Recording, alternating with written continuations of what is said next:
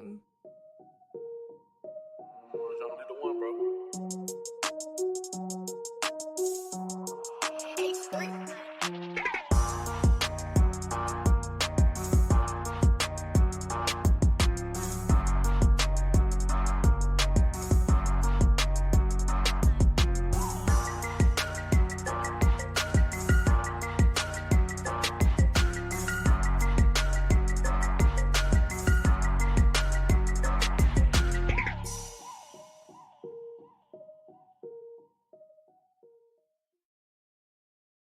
Hey, what's going on, Who Dat Nation?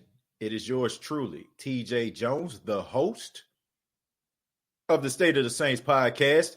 And I want to say thank you very much for checking out the State of the Saints podcast, where we talk New Orleans Saints.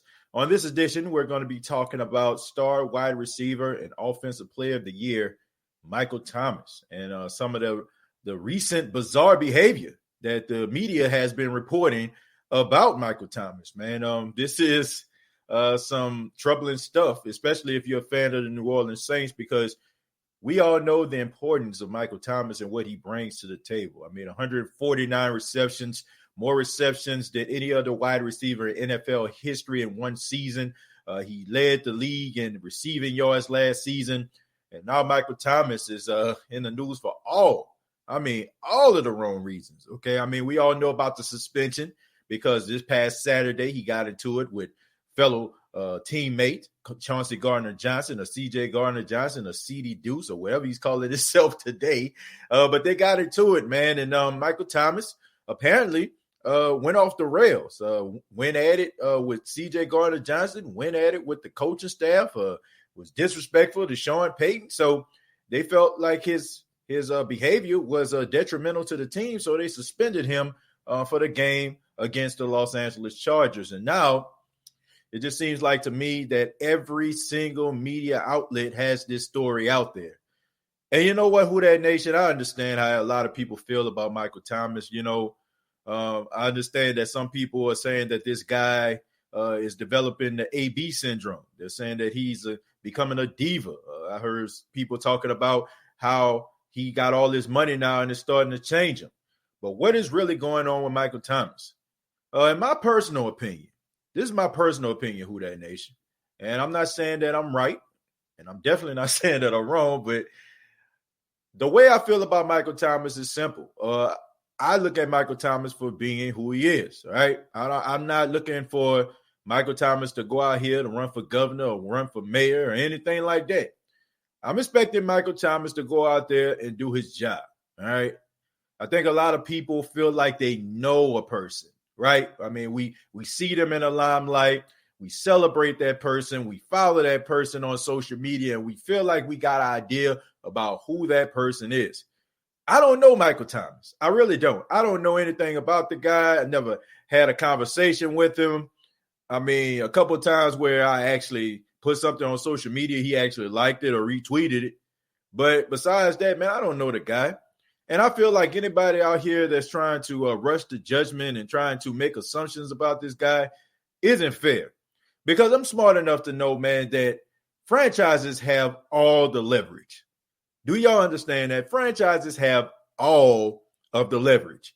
If the franchise wants you to think a certain way about a player, they will put everything out there for you to start second guessing your allegiance to that player. I mean, it's just true. I mean, most of the time when contract negotiations go down, we see a lot of people putting out stuff about players, right? Talk about they selfish, talking about how they did this in the locker room, how they did that. Michael Thomas doesn't have that issue, but you have to wonder why. I'm thinking that Michael Thomas' personality is a domineering personality and maybe is rubbing people the wrong way in the locker room. And maybe this was a way for the Saints to try to get his undivided attention.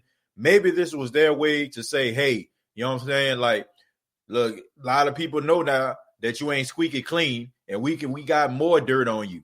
I mean, I've heard stories about apparently he went at it with the equipment guy or something like that, or the medical doctor that taped up his ankle, say that he improperly taped his ankle, and Michael Thomas got mad at an administrative assistant for he felt like that person was going through his mail. I mean, stuff like that. I'm talking like who finds this type of stuff out? And I'm very skeptical, folks, because how is it? Like, seriously, think about this.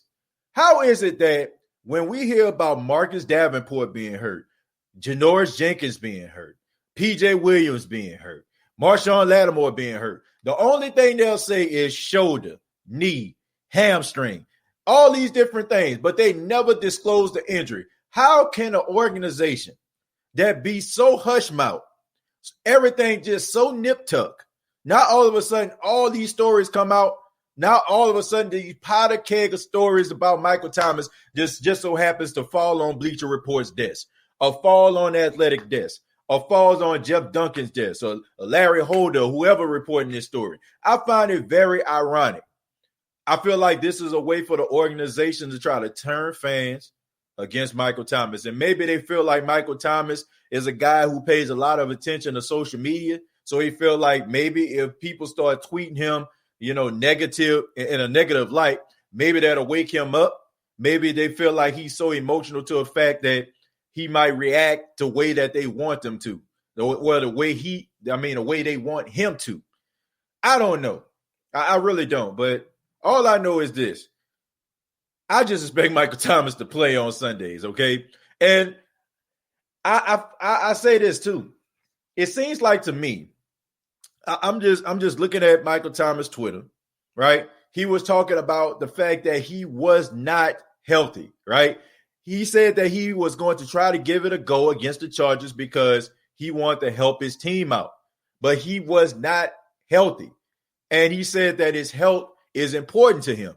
So I'm wondering to myself, I mean, think about this, Who Dat Nation. Could it be possible that the New Orleans Saints wanted this guy to play with a high ankle sprain, and maybe Michael Thomas was skeptical about playing, and maybe he didn't want to play, and maybe the organization wanted him to play, and because he probably didn't want to play or he wasn't all in, maybe this is a way to try to discredit this man because he didn't want to do what they wanted him to do, right? I mean, we hear the stories, folks. I mean, we heard the stories about Delvin Breaux, right? I mean, how they wanted this man to go out there and play with a broken leg. All right, how he was misdiagnosed, and now he got a lawsuit pending right now as we speak. I mean, we heard about that, right? We see, what I'm saying? We hear about the stories about Alvin Kamara playing at 73%, and his teammates told him about, come on. You know what I'm saying? Like, man, we know you hurt, man, but come on. Maybe he's being pressured, and Michael Thomas don't want to be pressured. I mean, would you want to be pressured at a time like this, folks? Would you want to be pressured after what you've seen happen to Dak Prescott? Would you want to go out there and on a high ankle sprain and possibly do some ligament damage to your leg that will cause you to miss probably an entire season and probably turn you gimpy for the rest of your life? I don't know, man. All I know is I feel like sometimes like we're way too hard on these players and we're not hard enough on these organizations. But I heard they were talking about trade talks and all that kind of stuff. I'm not believing that. I don't believe that, Who Dat Nation. I'm not buying what they trying to sell me. I don't care. I don't care what anybody says. Michael Thomas is very important to the New Orleans Saints. You know it. I know it. He ain't going anywhere. All right. They're not going to trade Michael Thomas. So all these people out here that's trying to create these stories, trying to create a narrative, they're trying to be $1.50 journalists, you know what I'm saying? Just trying to be the next Peter Parker, you know what I'm saying? Like writing newspaper articles and stuff like that about Michael Thomas. All I'm saying is, man, look, find something else to do.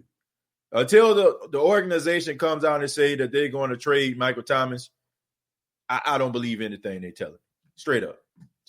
But I want to hear from you all, okay? I'm about to open the floor. I'm about to read some of your comments and see what you all got to say about Michael Thomas. Feel free. Like I said, I'm just throwing something against the wall and seeing if it sticks or not, okay? But what do you think about this whole situation? I would love to know. Jacob says, we are not trading Michael Thomas. I absolutely agree, Jacob. That is asinine for anybody that feels that way. First off, I get it. Okay, I get it. I understand. Okay, some people are trying to compare this to the Brandon Cook situation.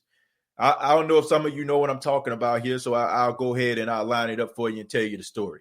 Okay, the Saints played the St. Louis Rams. They were the St. Louis Rams at the time, and they blew out the Rams, destroyed them. I mean, the Saints really looked good in that game. The only problem was Brandon Cooks didn't have any catches or any targets. So he went to his agent and said that he demands a trade. That's what he did, okay? And in the process, the following year, he ended up getting traded to the Patriots. I mean, we all know about that whole trade deal that the Saints had with the Patriots. That's what sent Brandon Cooks to the Patriots. I don't see that situation happening. I think that the Saints looked at Michael Thomas, they looked at his upside, and they realized that they got something special in Michael Thomas, and that made Brandon Cooks expendable. If Brandon Cooks would have been the star wide receiver, if he would have had all the talent that Michael Thomas possessed, there was no way in hell that the Saints would have let him go. But the Saints looked at Michael Thomas, and they looked at Brandon Cooks, and they probably asked themselves, who can I build a team around? And they decided it was Michael Thomas. So if they felt like they could build a team around Brandon Cooks, no matter how much he complained, no matter if he went to his agent or not, the Saints would have kept him. So I feel like there's two different situations, two different scenarios here. Kimberly says, we only know what the media shows us. We don't know a person's behavior outside of what the media shows us. And then on top of that, look, one class I took in college, it talks about, interpersonal communications, okay? And there was another class that I took, you know what I'm saying, where it was talking about the different types of theories. It was talking about when it comes to communication. There's a different type of communication. There's communication where the media can control the narrative, and it makes you believe that you understand the full story of a situation. But they're really trying to sway you into believing what what they're putting out there. But they do it in a way. They do it in a way to make it feel like you came to that conclusion yourself. If you put enough, like, honestly, you ever put, I use this as an example because this is something that I did. Back in 2007, okay, my junior year of college, Lil Wayne came out with the song Lollipop. Right, I know some of y'all know what I'm talking about, right? Lick, lick, lick, lick, lick me like a lollipop. Y'all know that song. When that song first came out, I was like, what the hell is this, right? What the hell is this? You know what I'm saying? In my mind, you know what I'm saying? I'm like, this is crazy. Like, this song is crazy. But the radio was playing it. My neighbor was playing it. Go down the street, they was playing it, you know what I'm saying, in somebody's car. Playing it at the gas station. Eventually, that song is going to get stuck in your mind. And eventually, you probably be like, oh, it's not that bad. But was it the fact that you came to that conclusion on your own? Or was it the fact that it was so much repetition and it was beat into your brain to a point where you was like, oh, you know what I'm saying? I'll just go ahead and just let it roll. You know what I'm saying? I mean, it's not, it wasn't my cup of tea, but now it is. That's the way that the media does sometimes. They beat something into your head to a point where you feel like you came to that conclusion on your own, but in reality, they created that narrative for you. They brought you to the dance, okay? You didn't take a car. You didn't take the bus. They brought you there. They chaperoned you to that conclusion. So if you put enough articles out about Michael Thomas, you're going to start asking a question. Man, what the hell is going on with Michael Thomas? What's wrong with Michael Thomas? What's the problem? That's what they want you to believe. Me personally, like I said, I don't know the dude, man. I don't know, man. Call me old-fashioned, but I like to get to know people before I judge them. There's been several people in this world that have came to me when I was like walking up to a person and be like, nah, man, you don't want to mess with them. They blah, blah, blah, blah, blah. And it turns out that person wasn't anything like that person described to me as. It wasn't, you know what I'm saying? So I don't know Michael Thomas. I don't know him at all. So I feel like we think we come to these conclusions, but we don't. Man. You hear this stuff enough, you'll start believing it. But I don't. Tyra says, nope. The the media might Saints, and he should have punched the entire secondary for getting burnt every week. Man, I don't feel like you need to punch nobody, man. I like his passion. I would not take that away from Michael Thomas. You need passion, but you got to find ways to channel it, man. You know, you got to channel it. Why is the mayor not letting fans in the dome yet? There are multiple teams that are allowing 25% capacity. I'm on the fence with this, Seth. I'm on the fence with this. Look, I get it. I get it. As a fan of the Saints, I understand what crowd noise and crowd participation means to this team. And do I feel like if the crowd at 25% was allowed into the Superdome, would it make a difference? Absolutely. It would absolutely make a difference. But on the other hand, I completely understand where Mayor Cantrell is coming from. I hate to say it, but her job is to make sure that she keeps people safe.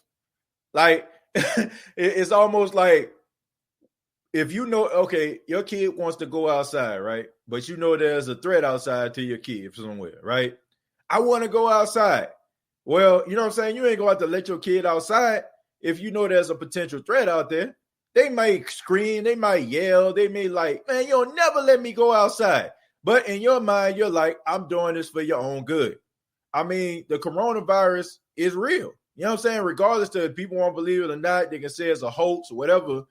It's a real legit thing. People have died over this. Now, we can get into percentages and all that kind of crap. I don't want to get into it. Okay. I feel like one person dying is way too many. All right. You know what I'm saying? I'm a very sympathetic and empathetic person when it comes to these things. So I completely get what she's saying. And I get the Saints point too. So in this situation, you know, like they say, like, you're both right. In a way, they both are right. All right. You got phase 3. And like you just said, Seth, people are allowing fans into the stadium at 25% capacity in other places. That is a fair argument. But it's also a fair argument that there were off the chart numbers out there in the city of New Orleans with people that were affected with the coronavirus. So she has a point. They have a point. So I feel like the Saints are making the right decision. If she's not giving you what she wants, and it don't seem like she's trying to let it go, or she's not trying to, you know what I'm saying, relinquish anything to him until she feels like everything is ready to be open again, just go to Baton Rouge. You know what I'm saying? Like if this not working for you, then go somewhere else until then. Now, it's not the best decision, you know what I'm saying, because, I mean, the Mercedes-Benz Superdome is where the Saints play. But at the same time, like, I get what she's doing. You know, I get it. I can't sit up here and be mad at her for that. If I'm getting mad at her, it's just the fact that I'm just being selfish because I'm a Saints fan. And I want to be in the Superdome, and I want the Saints to have an advantage by having fans inside of the Superdome. But I completely understand where she's coming from. I can't even get mad at her for that. You know what I'm saying? I can't because, I mean, it's a threat out there. So I can't even get mad. So if they go to Baton Rouge and have their home games at Tiger Stadium, I ain't got no problem with that either. It's about the money with Cantrell. Well, like I say, I mean, I take y'all word for it. Y'all know me. I was born and raised in New Orleans, but I no longer live in New Orleans anymore. I live in Myrtle Beach, South Carolina. New Orleans will always be my home. You know what I'm saying? I grew up Montague Street, North Priss Street. You know, over there, North Johnson, you know, like I grew up in that area, okay? I grew up in the Ninth Ward, not too far from Florida Avenue. I'm naming some streets right now. But I haven't been there. Last time I was in New Orleans, I think Ray Nagin was the mayor, okay? That's the last time I was there. I know nothing about Cantrell. I don't know anything about the lady. I've seen a couple of press conferences, stuff like that, and I seen her getting down at a festival or something like that. But besides that, I don't know the lady. So if you say it's about money, I'm going to believe. Peace and blessings, 100. What's up with our secondary? Do you think Lattimore is still hurt? Absolutely. Yes, he is hurt. Look, your hamstring doesn't heal in 2 weeks. It doesn't. Anybody ever played football or ever played a major sport and ever had a pulled hamstring? I have. Okay, I've had a pulled hamstring, and I can tell you it does not heal in 2 weeks. I mean, it'll even heal in 2 months in some cases. This guy gave it a go, man. He gave it the old college try. And I think that we need to give him some credit for that. You know, I get it. He's on the field, so we're going to critique him like he is 100%. But he wasn't. And we got to take that into account. Mike T better sit down till he feels he is ready. That's what we pay Sean Payton for as a coach, to figure it out. That's why you groom your rookies to their full potential. Absolutely, Frank. That is a very good point. Michael Thomas should not have to be rushed back because Sean Payton want to be lazy with it. And I'm honestly glad that he is sitting out. Not the fact that he got hurt. I'm sorry he got hurt, but it forced Sean Payton to think outside the box. It forced Sean Payton to really start doing some coaching. It's almost like last year with Teddy Bridgewater. I mean, it was almost like when Jordan was playing for the Bulls, right? If you used to watch some of those games on WGN Chicago, when the Chicago Bulls would play the regular season game, you'll see Phil Jackson on the bench with a Diet Coke, look like it's about to tip out his head because he's falling asleep on the bench because he had Michael Jordan. I mean, you barely, like, I even wonder, like, was Phil even there sometimes? You know what I'm saying? Like, because he had Michael Jordan, Michael going to score about 53 points. Michael Jordan was the head of the team. Michael Jordan was out there calling the shots. I feel like it's the same way with Sean Payton. Sean Payton gets lazy because he has crutches. His crutch is Michael Thomas. His crutch is Drew Brees. His crutch is Alvin Kamara. And all the rest of those guys can go ahead and sit down somewhere. But when major guys get hurt, it makes you have to go out here and rely on other players. I don't think you'll see Marquez Callaway catching passes. I don't think you would have seen Traquan Smith have almost 100-yard game. I don't think you would have seen Emmanuel Sanders have a 100-yard game. You wouldn't see Jared Cook out there balling out. So it forced him to actually do some damn coaching. And I feel like that's something that Sean Payton not really doing well, okay? I just feel like he relies on too many of the same usual suspects, and it makes a defensive coordinator's job very, very easy. Very, very easy. Because all you got to do is just spend the week zeroing in on this guy, and this guy, and that's it. So wake up, get off that recliner that's inside of your office and do some damn coaching. That's what you should be doing.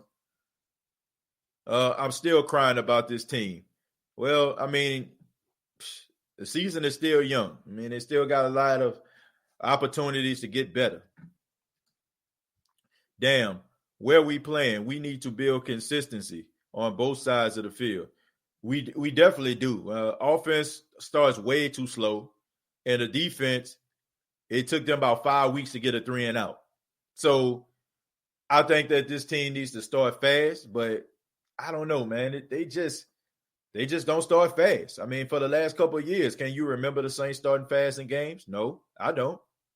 They've been starting slow. I mean, sputter, sput. And then all of a sudden, the second half, here they go. I don't know. I mean, they do some really good halftime adjustments. I give them that. But those first 15 plays, man, they need to work on those. Okay, then, TJ.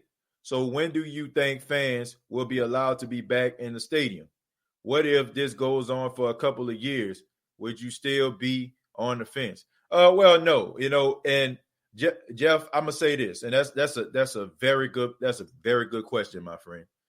If we're still having these conversations year from now, I'm not even gonna blame the organization. I'm gonna just blame the United States of America, because they tell us that we're a superpower. They tell me that we're leaders in technology, leaders in science, and all that kind of noise. So I would expect for my country to have found the vaccine by then. Okay. I mean, I'm reading the reports. There are clinical trials. I think they have a couple of clinical trials that are coming through really, really soon.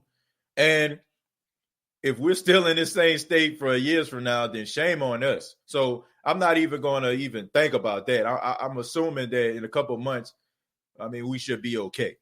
But, Jeff, that's a really good question. But, no, I would not be on the fence, because I would really be disgusted at our country for not being able to get people well and you telling me that we got all this technology and we got the best doctors in the world. So yes, I mean, no, I would not be on the fence because I'd be ticked off by that. How can it be about money? If anything, the city is losing money. Drew can't throw outside. Well, I think he can throw outside. I think that's maybe you're talking about, maybe the zip on the ball would be a factor, but I think he can throw outside. And are they losing money? Absolutely. Yeah, the city is losing money because the bars are not open. People tailgating. You got people outside the Superdome. They're selling merchandise. You got people inside the Superdome selling merchandise. You got concession. So yeah, and then you got people that are out of a job right now because their job is not necessary. So yeah, they're definitely losing money. But like I said, I mean, I get why people are upset. I get it. I really do. But I also understand the mayor. I do. What you folks doing up so early, man? Hey, I'm up early, man, because I'm up because I work overnight now. I work overnight, so I've been up since let me see. I've been up since like about 10 o'clock last night. So yeah, that's the reason I'm up. But yeah, man. But I decided, just to start doing morning shows because a lot of people they want to be able to catch me. Sometimes the people like, man, I don't catch you because sometimes you go and I be on my lunch break, or I still be at work. So this is an opportunity. If some people can't be on live, then that's fine. If they can catch it on their lunch break, then fine. So I feel like doing it mornings is the best time anyway. So yeah. Not Saints related, but do you see Derrick Henry push Josh Norman off like a piece of paper? No. Tamara, I did not see that. I did not see that at all. I didn't even know they had a game on. Like until like I was rolling to work and I looked at my phone and I seen that the Tennessee Titans beat the brakes off the Buffalo Bills. I didn't see any of the highlights though. Tier 1 Salucha says he ain't on his way out, I don't think. Nah, he ain't going nowhere. Pray for Sean Payton. Well, I don't know, man. I think Sean Payton doing all right. If they let 25% in the dome and someone gets COVID, they're going to blame her. She says no to 25% in the dome. They still mad. She can't win. That's a good point because people would look at her side-eye, be like, why you let the people in the first place? I mean, she can't win in this situation. She can't. I agree. It is laziness. This is why they keep bringing back old characters who know how to play. Yep. They don't go out there and think outside the box, and they don't give other players opportunities.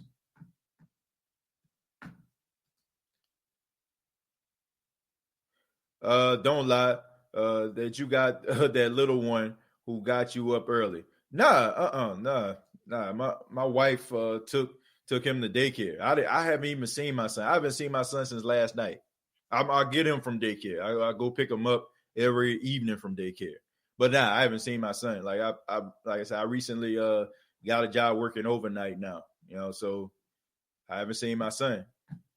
I will see him. I will see him this afternoon, though, and I know for a fact he's gonna be all over the place. Looking forward to seeing my little guy, though. I was at the game. The Chargers seem to be massive, huge. Are the Saints overall small in stature? What do you mean by that? Are you talking about just size? The size of the player? What are you talking about here, Ann? Been up since 4 p.m. yesterday, rookie.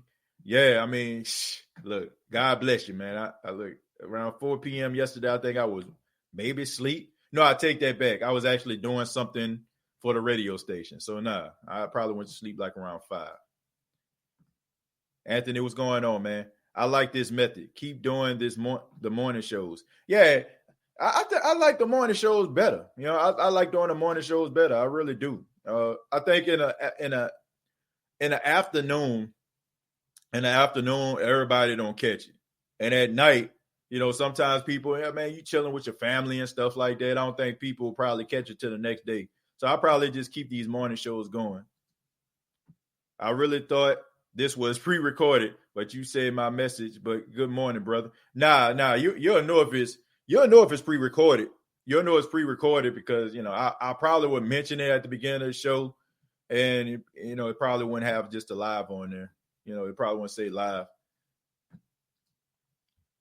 What's with the Saints talking with LSU about playing games in Tiger Stadium? It's just very simple. They want to bring fans back into the Superdome, and the mayor won't allow them to because, of all the stuff going on with COVID-19. So they're talking to officials at Tiger Stadium about possibly playing the rest of their home games for the remainder of the season in Baton Rouge. So just a way for them to be able to have fans to come to the game.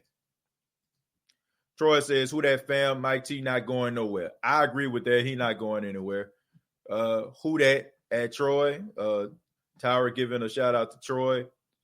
Is it me or do Breeze seem like he's hurt? Nah, I don't think Breeze hurt. Tanisha, Breeze is just a 41-year-old man. You know what I'm saying? A 41-year-old quarterback who's been playing in the league for 20 years.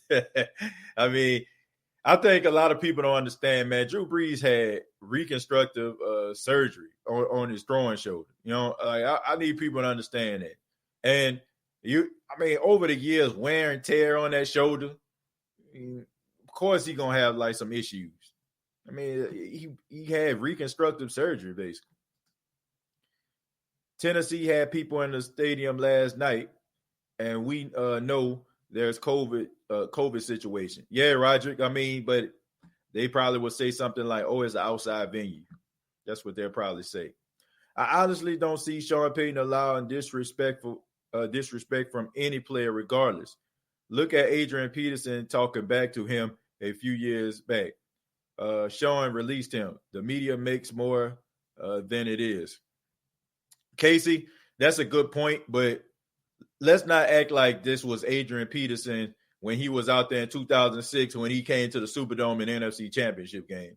This was over the hill Adrian Peterson who didn't have that same burst that he had back when he was playing in Minnesota. This was an older version of Adrian Peterson. I still got a lot of respect for him. He still can run. He's still running wild. He's still doing his thing out there in Detroit.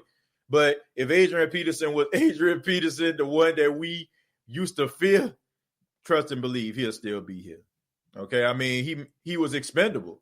He was expendable. That's even like Akeem Hicks. That's even like him. That's like Akeem Hicks. Akeem Hicks wasn't the beast that he is out in Chicago right now when he was in New Orleans. He was expendable. He became a much better player. And honestly, I don't feel like Akeem Hicks would have been the player that he is if he wasn't motivated by getting cut or getting traded to the New England Patriots. I really don't. I feel like that fueled him to be a better player. So all these players, that they get rid of and because they have an opinion and like these guys went like out here tearing the league up. They became better like when they went to other situations, but not Adrian Peterson. Adrian Peterson, he's just floating around right now. He's just playing for the love of the game and possibly chasing a championship somewhere. Well, I know he ain't chasing no championship. He in Detroit. But, I mean, if there was Adrian Peterson we wouldn't even be having this conversation. He'll still be on the team. I remember that, but I'm sure the turf is better. When Thomas gets back, him, Sanders, and Cook should light it up if the O-line holds up. Yeah, the O-line probably had their best game this past Monday.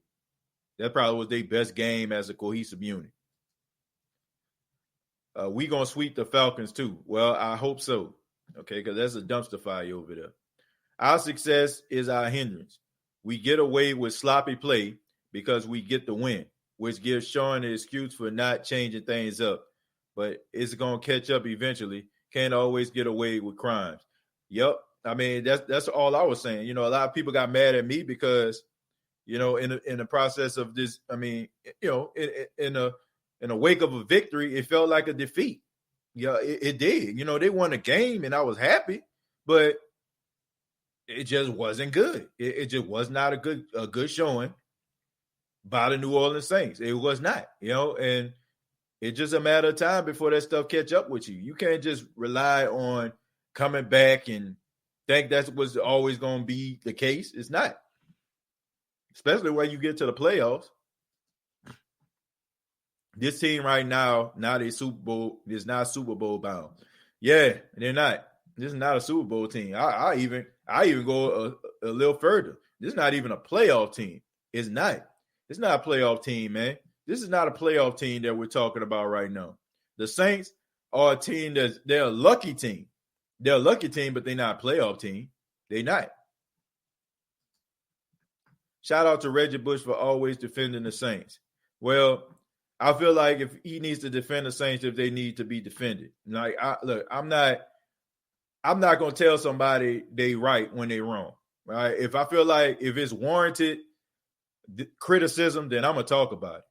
But for the most part, Reggie Bush does do his best to try to defend the Saints because, he's been in the organization. He understands, like, certain players, especially like when it comes to Drew Brees. But, man, if somebody telling you the truth and they beating you over the head with it, you just got to say amen or you right and keep it moving.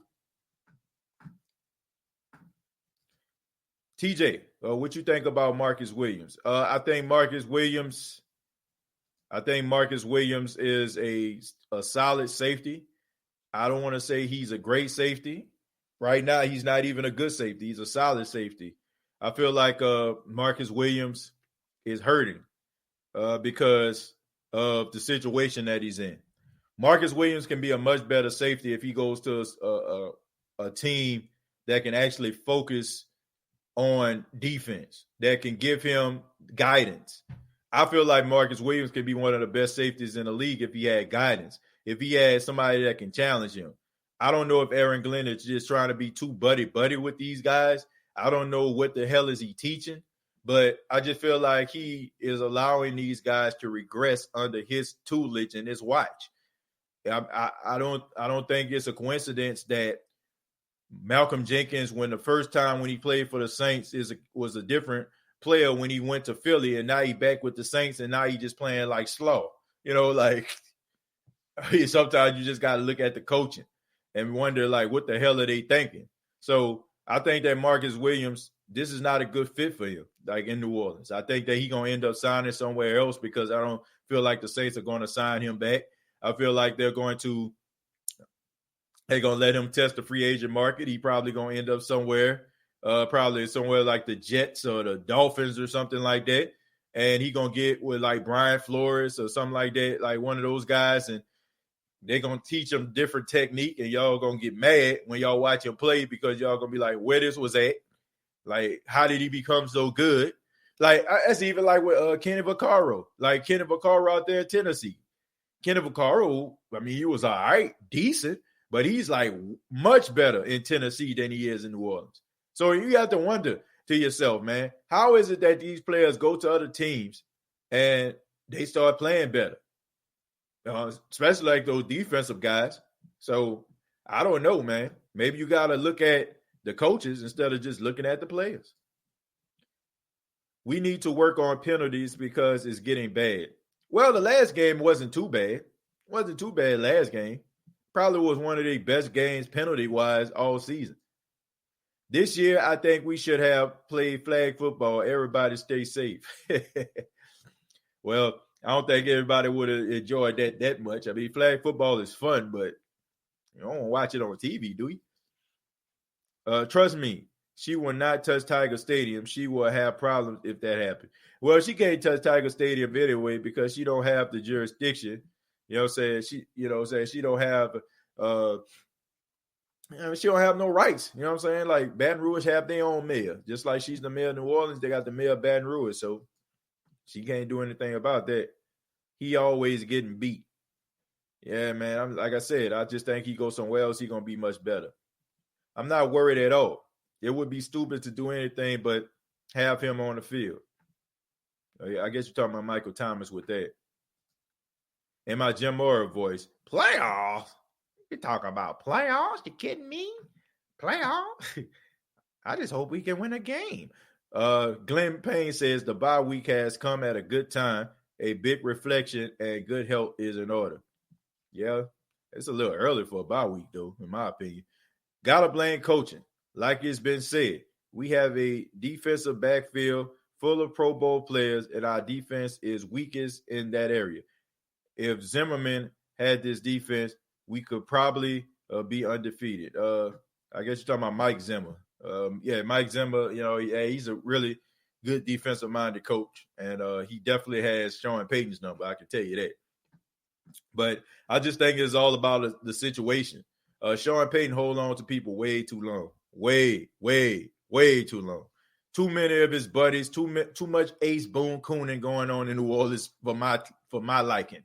I just think that if you want to get on the right track, I feel like if you're going to try to build a team, I'm just tired of watching this every single year. I'm tired of watching the Saints not have a defense. Like, this is like, oh my goodness. Like, it's so crazy because like when Jim Haslett was the coach, we always had a good defense. We just had a horrible offense. Like, our offense was bad. Now it's like, okay, the offense has been the standard in New Orleans. I mean, not so much now. I mean, you got players and stuff like that. I mean, you average about 30 points a game, so I guess you can say that. But the defense always struggles, man. Like, I shouldn't have to clap just because they got off the field on third down. It should be expected. You think Pittsburgh Steelers fans just be sitting up there like clapping every time Pittsburgh get off the field on third down? It's expected. When you have a culture that's embedded in defense, you expect to get off the field. You think the Chicago Bears fans care about that? No. They wondering if Nick Foles can move the ball down the field and get a ball to Allen Robinson. This has been the same thing over and over again, and it is a damn shame that the Saints have had all this talent over the years, and they just can't get one stop. I mean, it's just so frustrating to watch teams rebuild, go to the playoffs, destroy folk. I mean, just think about what the 49ers were a couple years ago. Just think about that. Now, they've been plagued with injuries this season, but think about where they were a couple of years ago. A straight dumpster fire. After Kaepernick was gone, it was a straight dumpster fire. After Jim Harbaugh left as a coach, straight dumpster fire. They signed Kyle Shanahan and John Lynch their first year, not so successful, but after that, start winning. Last season, they went to the playoffs. Destroyed teams. That's all I want right there, man. Why we can't have a team like that? Why we can't have good balance, good offense, good defense, run roughshod through the playoffs, get to the Super Bowl without any hiccups, and let the best man win. I'm just so tired of that, man. I'm tired of sitting on the edge of my seat and wondering if Marshawn Lattimore is going to get beat, or if Janoris Jenkins is going to get beat, or if Malcolm Jenkins or P.J. Williams or Patrick Robinson going to get beat. Like, I would love to believe that if a guy throws a ball down the field, that one of our players is going to bat it away or possibly come up with the interception. And you watch these other teams out here, they play elite defense. They go out there, they ball out. Why can't we have anything like that? Are you telling me that we can never have a good defense? Like, we always got to be struggling defensively? Like, what are you teaching these guys? What are you teaching them? We'll be fine. Keep in mind, we're doing this without OTAs, training camp, and preseason. Besides, the Saints always start slow and end strong. When Michael Thomas come back, we'll be fine. Look, I know a lot of teams that didn't have no OTAs in minicamp, and they ain't getting beat like this. And let's not pretend. Come on, Weave. Come on now. Come on, Weave, ready. Let's stop pretending. Let's stop acting like let's stop pretending like this has not been an issue. How many times? Think about this, folks. Think about this. How many times have we seen scenarios like we seen against the Chargers, where Drew Brees drives the offense down the field, leaves about 50 seconds on the clock, the opposing team gets the ball, drives down the field for a touchdown or a field goal? Please tell me. I promise you, I can name over the last 3 to 4 years a situation that happened like that. It happened against the Oakland Raiders. Do y'all remember that game when they played them in the Superdome? It happened against the Minnesota Vikings. It happened against the San Francisco 49ers. It happened against the Minnesota Vikings again. And it happened again with the Chargers. The guy just missed a field goal. How many times do we have to see this movie for us to realize that it is a problem? We can keep on like, man, ain't no OTA, no minicamp. It was getting smoked before that. They was getting smoked with OTA and minicamp. So we need to stop pretending like this ain't a reoccurring issue. It is. This defense has been suspect for years. For years. I know it. You know it. Like, we need to stop playing, man. Like, come on, man. We need to stop kidding ourselves, man. We need to stop joking around, man, with the foolishness, man. Like, we know this team don't have a good defense. We know that we cannot count on this team to make a stop. And we all know that if they make a stop, we want to do backflips. Like, it shouldn't be like that. It should be expected. Like, if you have a son or you have a daughter and you tell them to do a chore, that's what you expect for them to do. If you come home and they did their chores, you don't supposed to turn a backflip because it's expected. You expect for them to do what you asked of them. That's what it is. It shouldn't be a surprise that you took out the trash because that's on a chore board for you to do. You're supposed to do it. I'm not going to cheer and revere you every time you put out the trash because I'm teaching you responsibility. With the Saints, we should not have to be like that. We shouldn't. Like, we should not have to be like that. We should expect this team. This team is too damn good. Do y'all not understand all the talent that this team had over the last 4 years? If the Saints don't make it to the Super Bowl, honestly, this would be the biggest failure. This would be up there with the biggest failures in NFL history. Seriously. All pros all across the board, man. Ryan Ramczyk, Demario Davis, Cam Jordan, Alvin Kamara, in my opinion, Michael Thomas, Drew Brees, all this talent. And you can't even sniff the Super Bowl? Like, you know what I'm saying? Even if the Saints went to the Super Bowl and they weren't successful, at least they went to the Super Bowl. But I'm like, come on, man. Like, we deal with the same situation. I can't, folks. I cannot swim around in mediocrity. I cannot be okay with mediocrity. I cannot just sit up here and be like, okay, man, they tried hard. How many times we gonna go through this? Now, if this didn't happen all the time, I wouldn't say anything. I'd be like, oh man, well, shucks, didn't happen. But it's the same thing. The same situations keep happening over and over and over again. It becomes tiring to watch. It becomes almost laughable. And as much as we laugh at the Falcons for giving up collapse, you know what I'm saying, snatching defeat in the jaws of victory, we need to be laughing at our damn self, because how many times have as many collapses as the Atlanta Falcons have, that's how many like last second losses that the Saints have. You know what I mean? Their stuff is epic. The Saints stuff is epic. But it's just annoying because it keeps happening. It keeps happening. I'm going to read a few more, then we're going to get up out of here. It's crazy that we hardly ever get defensive turnovers. Even the worst defense will have got turnovers. That's a good point. And that's another thing. Like, we get an interception, we cheering, we all up, like we saying hooray. Like, I don't know, man. Like, it shouldn't be that way. It just shouldn't. It just shouldn't. To fix this defense, we need Allen to stop with the multiple scheme concepts and find a defense and stick with it. He is confusing his players with all the exotics. I believe that. And I believe that he does confuse them. And with that being said, I feel like he needs to be fired. Like, I'm serious. Dennis Allen is not a good defensive coordinator. I feel like he's middle of the pack, bottom of the barrel at best. I just feel like I've seen enough. I've seen enough. I've seen enough of Dennis Allen to know that this defense will not grow any more under his watch.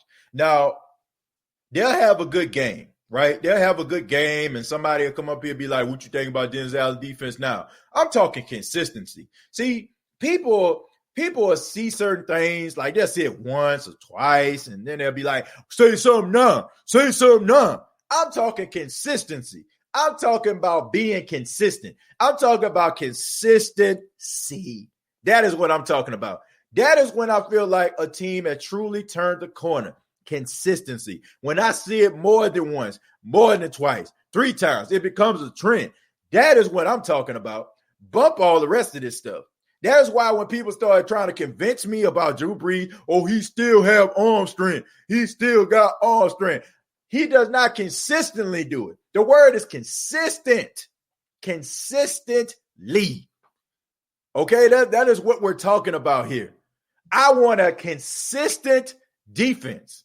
That is what I want. That is what the Who Dat Nation needs. That is what you need, even if you don't think you need it. We need a consistent defense, a defense that we expect greatness. See, that's what makes us mad from week to week. That is what makes us bump our chest out, beat on our chest and say, our team is good, because there's expectations.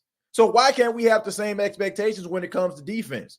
I'm kind of over offense, folks. Okay, we know that the Saints can get the ball down the field. We know when the offense clicking, it's hard for them to be stopped. I just want a defense, okay? Because there's going to come a time.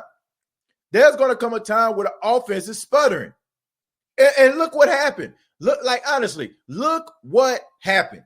When the offense was sputtering, the Chargers were beating the brakes off the Saints.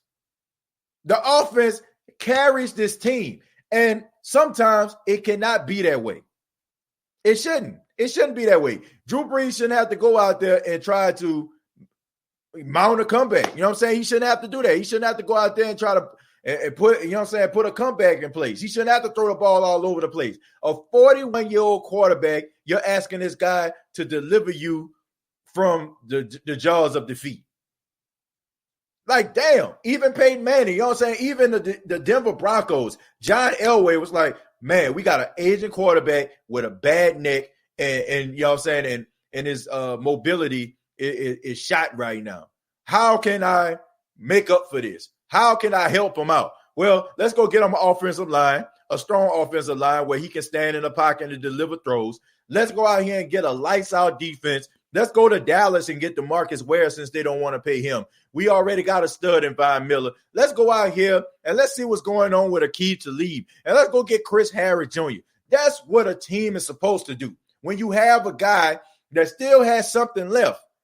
I mean, they didn't ask Peyton Manning to move heaven and earth like they asking Drew Brees to do. You get yourself a defense. You know what I'm saying? Like, that's what you do. You go get a damn defense. I don't know, man. I don't know. Who got Madden 21 with the team overall on there? I got Madden, but I don't know what the team overall is. Loving that positive attitude. Ghostface Griller, thank you. Optimus Grind talking about Madden again. So we can get everything back on track. Let's see. I think that's about it, man. That's about it, folks. You know, I know I went on a little tangent right there, but it's the truth, man. I just want to see a good defense. That's all I want to see. But besides that, man, we talk about Michael Thomas. Look, I don't think that Michael Thomas is going to get traded. I'm pretty sure the Saints are going to sit down with him. They're going to have a talk. Malcolm Jenkins was actually on a radio show, I think, yesterday, and he talked about how everybody, you know, talked to Michael Thomas and everything should be straight. Look, man, if we are shocked that these football players have egos, I hate to say it, man, all football players have egos. All these guys are cocky and arrogant in some ways. You know, like, that's just them. You know, like, so what, man? I mean, honestly, as long as this guy goes out there and he performs, he's not out here beating on women. He's not out here doing anything that involves him going to jail. I'm okay with it, okay? I think that Michael Thomas plays with a lot of passion. I think that Michael Thomas believes in himself. I think Michael Thomas wants the best for himself. I think that he wants to be great. Sometimes in a process, sometimes you go a little too far. when you're trying to build something, when you're trying to create something, when you're trying to be something. But I think that they're going to reel him back in because I think that he really loves his teammates. I think he really loves playing for the Saints. And I think that he wants to be a great football player. So you combine all those things together, you have a guy that I feel like is going to be okay for the foreseeable future. Well, I will say this, though. If the New Orleans Saints are trying to rush this man back and he's not ready to play, then shame on them, all right? Because I don't expect for him to play until he's absolutely ready. I think the Saints have done an okay job. They still averaging about 30-some-odd points. You getting other guys involved. So let's just go from there, man. But don't rush this guy back on the field. And that's what I said, man. I mean, I feel like this whole situation with C.J. Gardner-Johnson was a blessing in disguise because maybe him sitting out there the extra 2 weeks will be beneficial to him and his health. And that's the most important thing is his health. Because if he comes back, re-aggravates that, he's out for the season. And we're really going to be down. Because, I mean, it gives us some level of optimism because we know there's a strong possibility he's coming back. But we want him to be 100% or close to 100%. That's what we're counting on. But I want to say thank you all very much for checking out the State of the Saints podcast. Please subscribe to the YouTube channel, youtube.com. Search The State of the Saints podcast. Also, facebook.com. Search The State of the Saints podcast. Previous episodes available, iTunes, Spotify, iHeartRadio, and Anchor FM. Take a few seconds of your time to make sure that you subscribe and follow on one of those streaming apps. I would really appreciate that. And thank you to everybody that has subscribed to the streaming app because the numbers are growing. And I really do appreciate that. We're just trying to build and grow the State of the Saints podcast. And thank you all so much for your love and making this show so fun to do. And I look forward to speaking with you all very, very soon. Till next time, all I got to say is, who dat?